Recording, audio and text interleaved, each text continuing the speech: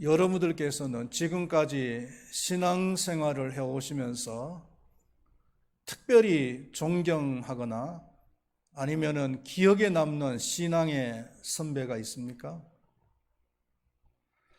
저는 동시대 사람들은 잘 기억나지 않고 일제강점기나 아니면 6.25 전쟁 때에 있었던 여러 훌륭한 신앙인들이 기억이 납니다.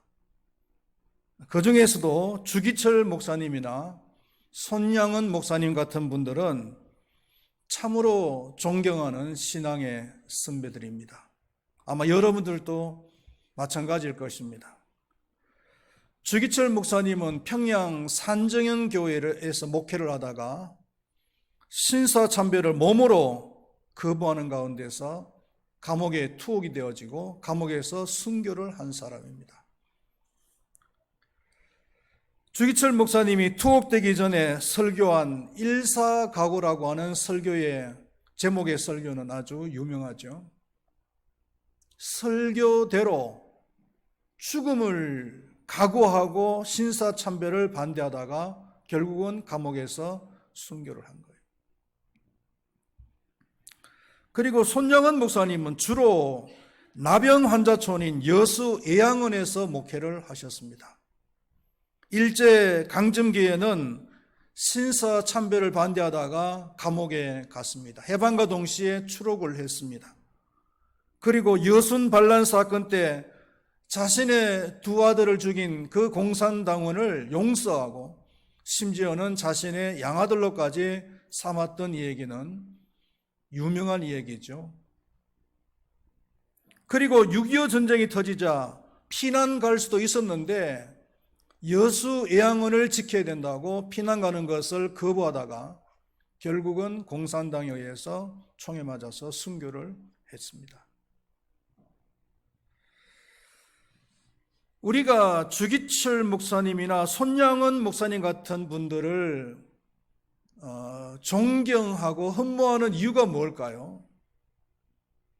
물론 다른 이유도 있겠지만은 그분들이 순교자다, 순교, 목숨을 내어놓고 신앙의 정절을 지켰다는 것, 여기에 우리의 관심, 우리의 그 마음이 끌리는 거죠.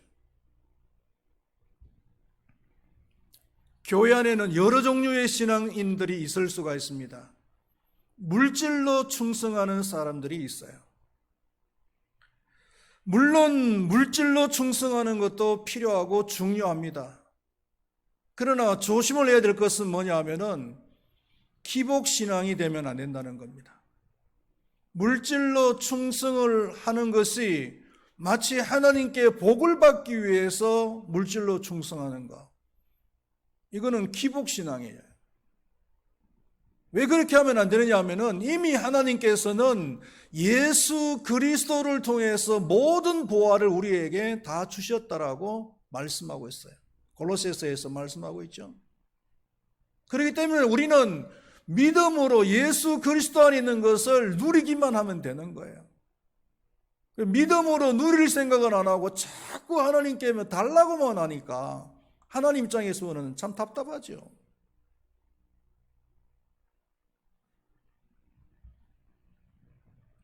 복을 받기 위해서 충성하는 것이 아니라 이미 받은 것에 대해서 감사해서 충성을 하는 거예요. 그리고 또 한 가지는 뭐냐 하면은 물질로만 충성을 하면 안 된다는 겁니다. 물질로도 충성을 해야 되는 거예요. 다른 면에서도 열심히 충성을 할 뿐만 아니라 물질로도 충성을 해야 된다는 거예요. 이 밖에도 기도로 충성하는 사람이 있는가 하면은 전도로 열심히 충성하는 사람도 있습니다.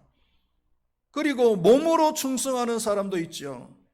안내하고 청소하고 음식하고 찬양단으로 봉사 헌신하고 반주로서 교사로서 헌신하고 충성하는 사람들이 있습니다. 교회 안에서 이 모든 사람들이 다 중요하고 다 필요합니다. 그러나 이런 일들을 감당할 때에 정말 중요한 것이 뭐냐 하면은 어떤 자세를 가지고서 이런 일들을 감당하느냐라는 거예요.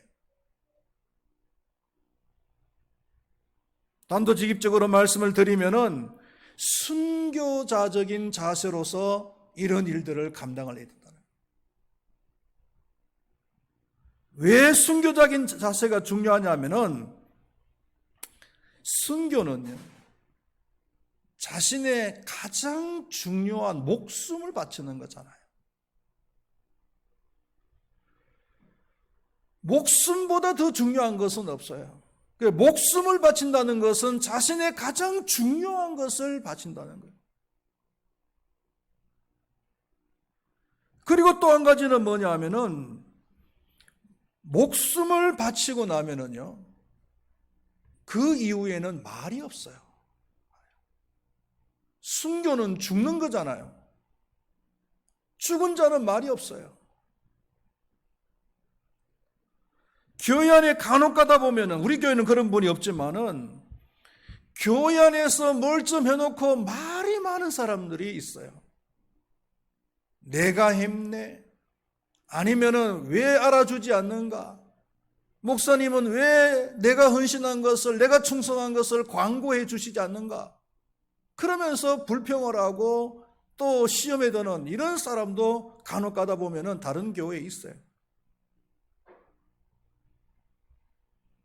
참 피곤한 일이지요. 이런 사람들은 차라리 아무것도 안 하는 것이 좋아요. 충성해놓고 헌신해놓고 이런저런 소리 할 것 같으면은 차라리 하지 않는 것이 낫다는 것. 성경에서는 뭐라고 이야기하고 있습니까? 오른손이 하는 것을 왼손이 모르도록 하라고 했어요. 이게 성경적인 헌신이고 성경적인 충성이에요. 자꾸 광고해주고 알려주고 하면은요, 교회 안에 영적 분위기가 유치해지는 거예요. 유치해지는 거예요. 우리는 신앙생활할 때 오직 하나님과 관계 속에서, 하나님과 1:1 관계 속에서 신앙생활하는 것이 중요해요.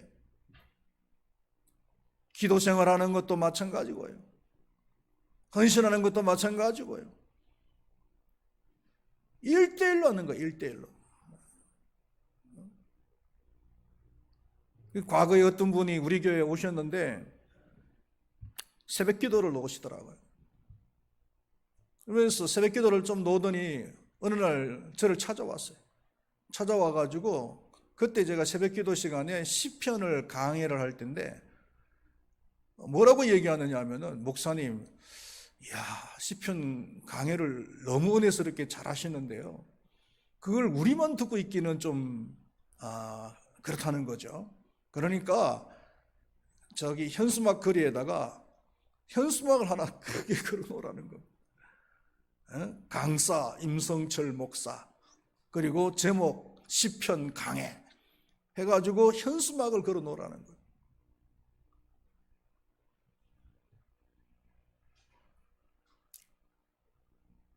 안 했어요.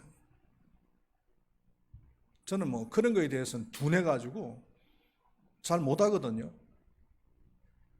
안 했더니만 결국 교회 안 오시더라고요.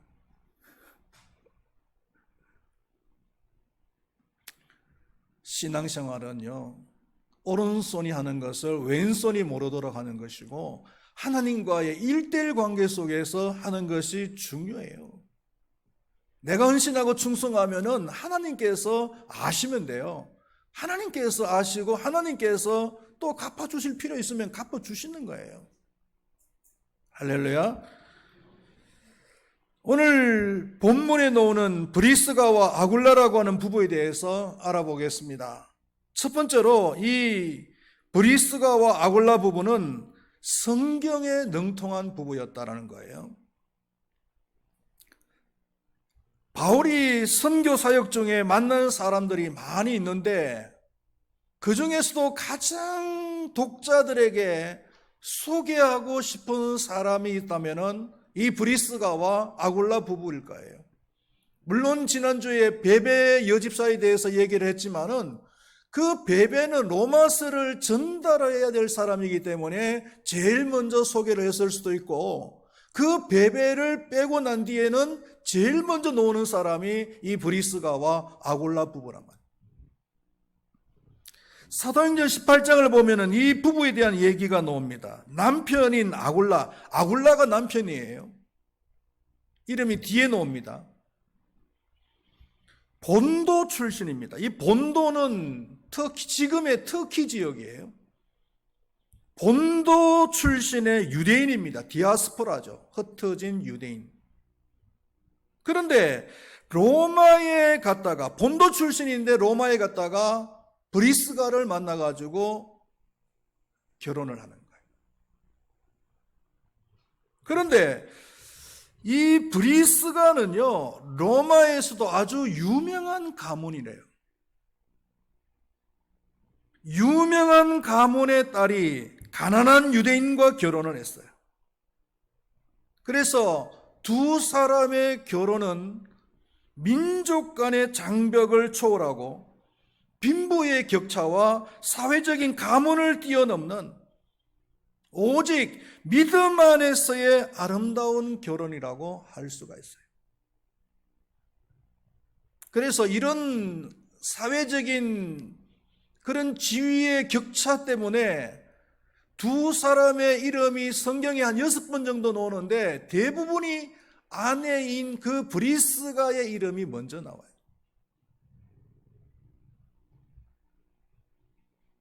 두 부부는 결혼 후에 로마에서 살고 있었습니다. 그런데 로마의 제4대 황제인 글라우디오가 모든 유대인들은 로마를 떠나라고 하는 추방령을 내려요. 왜 추방령을 내렸냐면은 성경에서는 기록을 하고 있지 않지만은 역사가의 기록을 보면은 로마 시안에서 유대인들 간의 큰 무슨 갈등, 다툼이 있었다는 거예요. 그러지 않아도 보기 싫은데 자기네들끼리 남의 나라에서 막 싸우니까 황제가 유대인들은 다 로마에서 떠나라라고 그렇게 추방령을 내린 거예요. 그래서 이 부부는 로마를 떠나서 고린도로 이사를 해가지고 살고 있었습니다. 그런데 제2차 선교 여행 때 바울이 이 고린도를 방문하고 그리고 이 부부를 만나게 되는 거예요. 특히 이 사람들은 직업이 장막 제조업이어서 바울과 동일한 그런 직업을 가지고 있었어요.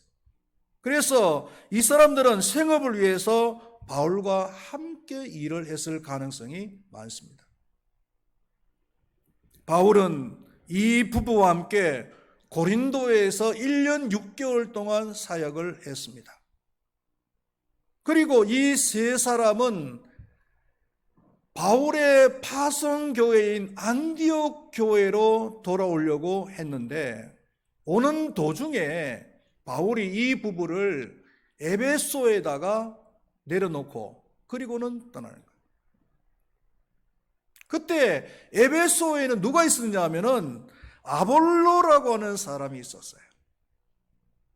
이 아볼로라고 하는 사람은 어떤 사람이냐면은 아프리카의 알렉산드리아 출신인데 성경에 능통하고 언변이 뛰어나서 가르치기를 잘하는 사람이었어요. 실제로 에베소 교회 안에서 열심히 성경을 가르치고 있었어요. 그런데 문제는 뭐냐 하면은 성경에 대한 지식은 많은데 진정한 복음에 대해서는 몰랐다는 거예요. 성경에서 제일 중요한 것이 뭐냐 하면은 예수님의 죽음과 예수님의 부활의 의미 아니겠습니까? 예수님께서 왜 죽으셨는지, 그리고 그 부활하셨는데 부활의 의미가 뭔지 그걸 알아야 구원을 받게 되는 것이고 거듭나게 되는 것인데 그것을 몰랐다는 거예요. 마치 맹인이 맹인을 인도하는 것처럼 자신도 모르면서 그냥 성경 지식만 가르치고 있었던 거예요. 그래서 브리스가와 아굴라 부부는 아볼로를 부릅니다. 불러가지고 성경의 도를 잘 가르쳐서 예수님을 영접하게 만들어주고 그리고 거듭나게 만들어 주었어요. 그래서 후에 이 아볼로는 고린도로 가서 고린도 교회에서 아주 훌륭한 사역자가 되는 거예요. 하나님의 일을 바르게 하기 위해서는요, 성경에 대한 정확한 지식을 가지고 있어야 돼요. 그래서 성경에 근거한 사역을 해야 됩니다. 좋은 것이 좋다 라고 하는 생각도 이거 위험할 수가 있어요. 교회에다가 헌신하고 충성했으니까 광고해 주는 것이 좋지 않느냐. 상당히 위험한 발상일 수도 있다는 거예요. 아니면은 교회 안에 그 전통에 따라서 사역을 하는 것도 상당히 위험할 수가 있어요. 교회의 전통이라는 것은 교회마다 다 다를 수가 있고 같은 교회라도 시기에 따라서 다를 수가 있는 거예요. 우리가 가장 건강한 사역 방법은 뭐냐 하면은 성경을 바로 알고 성경에 따른 그런 사상을 가지고서 사역을 하는 것이 가장 건강하고 가장 바른 방법인 줄로 믿습니다. 하나님의 사역을 하시는 분들은 기본적으로 성경에 대한 바른 지식을 가지시기를 축원드리겠습니다. 그리고 두 번째로 이 브리스가와 아굴라 부부는 바울의 동력자라고 했어요. 봉독한 말씀에 바울은 이 부부에 대해서 나의 동력자라고 소개를 하고 있습니다. 왜 이런 얘기를 했느냐 하면은 바울이 처음 이 고린도에 왔을 때에 그다지 좋은 심적 상태가 아니었어요. 그 당시 심적 상태를 고린도전서에서 이렇게 이야기를 하고 있습니다. 내가 너희 가운데에 거할 때에 약하고 두려워하고 심히 떨었노라. 약하고 두려워하고 심히 떨었다. 아주 마음이 낭망적이고 그리고 두려움으로 가득 차 있었다는 거예요. 바울이 왜 이런 마음을 가지고 와서 고린도에 왔느냐 하면은 바울이 선교 사역을 하는 내내 승승장구를 했잖아요. 가는 곳마다 전도의 열매가 많이 맺히고 그리고 교회를 세웠어요. 그런데 고린도에 오기 전에 바로 직전에 어디를 가느냐 하면은 아덴이라고 하는 도시로 들어가요. 이 아덴이라고 하는 도시는 우리가 잘 아는 대로 유명한 철학의 도시잖아요. 우리가 아데네라고 하죠. 아데네. 아덴이라고 하기도 하고 아데네라고 하기도 하는데 철학의 도시, 유명한 철학의 도시예요. 뭐 우리가 잘 아는 소크라테스라든지 아니면 아리스토텔레스라든지 플라톤이라든지 이런 유명한 철학자들이 다 이 아덴 출신들이거든요. 그래서 그런지 이 아덴 사람들은요, 바울이 복음을 전하면은 그 복음을 들을 때에 하나님의 말씀으로 듣는 것이 아니고 어떤 철학사상으로 듣는 거예요. 또 어떤 철학사상을 전하는가? 라는 그런 호기심을 가지고서 바울의 복음을 듣는단 말이에요. 그러니까 아무리 하나님의 말씀을 전해도 그 사람들은 믿을 생각을 안 하는 거예요. 그러니까 열심히 복음을 전했음에도 불구하고 몇 사람만 예수를 영접했어요. 그러니까 바울이 굉장히 실망을 한 거예요. 패배감을 갖다가 맛본 거예요. 이런 패배감, 처참한 심정으로서 도망하다시피 아덴을 빠져나와서 고린도로 들어간 거예요. 그런데 이 고린도도 처음 가는 도시잖아요. 바울의 심정이 어떻겠습니까? 그런데 그 고린도에서 이 브리스가와 아굴라 부부를 만난 거죠. 이 부부와 함께 힘을 모아서 열심히 전도를 해서 고린도 교회를 세우는 거예요. 이 부부는 낙담해하고 두려움에 빠져 있는 바울에게 위로를 주고 그리고 용기를 주어서 다시금 사역을 할 수 있도록 도움을 준 부부였단 말이에요. 사람의 악한 심성은 뭐냐면은 잘 나가던 사람이 실패를 하면 실패하는 것을 보면은 희열을 느껴요. 여러분에게 그런 마음 없습니까? 잘 나가던 사람이 실패를 하면은 왠지 마음속에 희열이 생기는 그런 느낌 없어요? 그러나 진정한 동역자라면 다른 사람이 아플 때 함께 아파주고 다른 사람이 실망했을 때 위로해주고 격려해주고 세워주고 다시 일을 할 수 있도록 도와주는 그게 진정한 동력자인 줄로 믿습니다. 여러분들 주변에 정말 나에게 내가 힘들고 어려울 때 나를 세워주는 그런 동력자가 있습니까? 그 동력자가 있다면 누구입니까?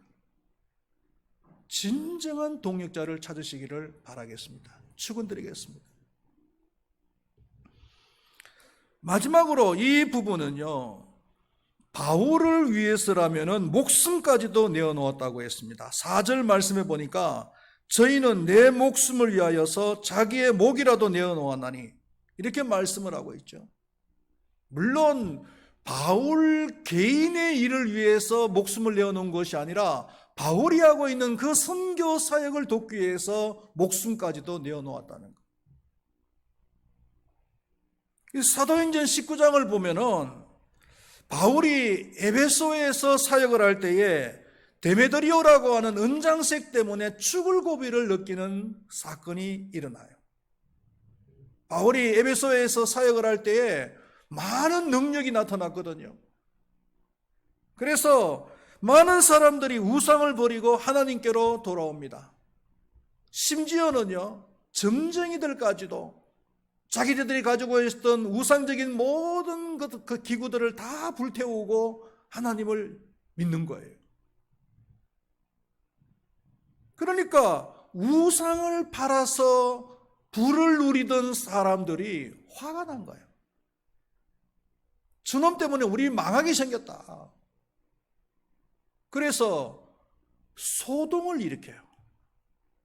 주변 사람들을 갖다가 부추겨가지고 소동을 일으켜서 그 에베소시가 막 시끄러울 정도로 소동을 일으켜요. 많은 사람들이 무슨 내용인지도 모르면서 군중 심리에 의해서 막 몰려다니는 거예요. 와 하면서 몰려다니는 거죠. 그리고는 바울의 일행들을 붙잡아가지고 원형극장으로 데려갑니다. 즉결 재판을 하기 위해서죠. 그런데 바울의 일행들은요, 일단 바울만큼은 숨깁니다. 사람들이 바울의 얼굴을 잘 모르니까요. 그리고 이 재판에서 서기장의 도움으로서 가까스로 무혐의로 벗어나게 돼요. 바울이 이 사건 때문에 얼마나 혼이 났는지 디모데후서 1장 15절 말씀에 보면 이렇게 말을 하고 있어요. 아시아에 있는 모든 사람이 나를 버린 이 일을 내가 아나니 그 중에 부겔로와 흐모게네가 있느니라. 바울을 따르던 많은 사람들이 있었는데 그 많은 사람들이 너무나 놀라가지고 다 바울을 버리고서 도망을 가버렸다는 거예요. 대표적인 사람이 부겔로라고 하는 사람하고 흐모게네라는 사람이에요. 다른 사람들이 다 바울을 버리고서 도망을 갔을 때에 바울을 떠나지 않고 자신의 목숨을 내놓고서라도 바울을 지켰던 사람들이 있는데 그 사람들이 누구냐 하면은 바로 브리스가와 아굴라라.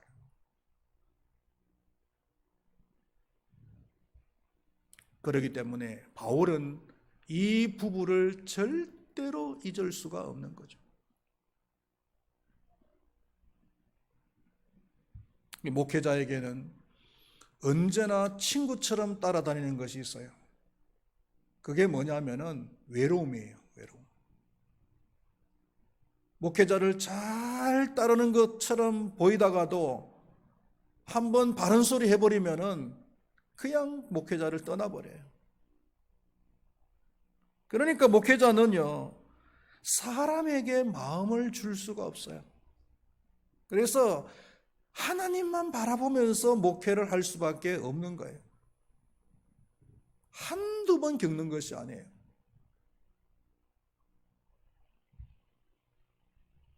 그러나 우리 곁에 이 브리스가와 아굴라 같은 사람이 있다면 얼마나 좋겠습니까?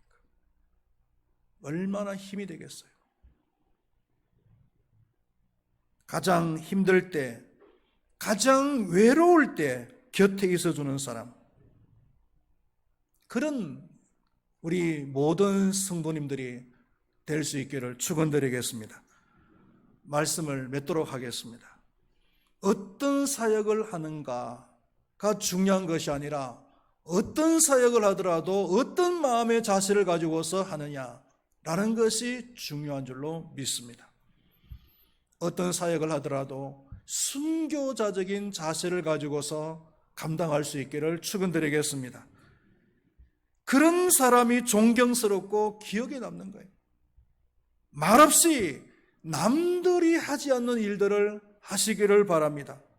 그리고 열심히 섬기고 열심히 충성한 이후에 아무 말도 하지 마시기를 바랍니다. 오직 하나님만 바라보시면서 그 일을 하시기를 바랍니다. 이런 사역자가 귀한 사역자인 줄로 믿습니다. 우리 큰바위교회 모든 성도님들은 이런 순교자적인 마음의 자세를 가지고서 주어진 그 사역을 잘 감당할 수 있기를 축원드리겠습니다. 기도하시겠습니다.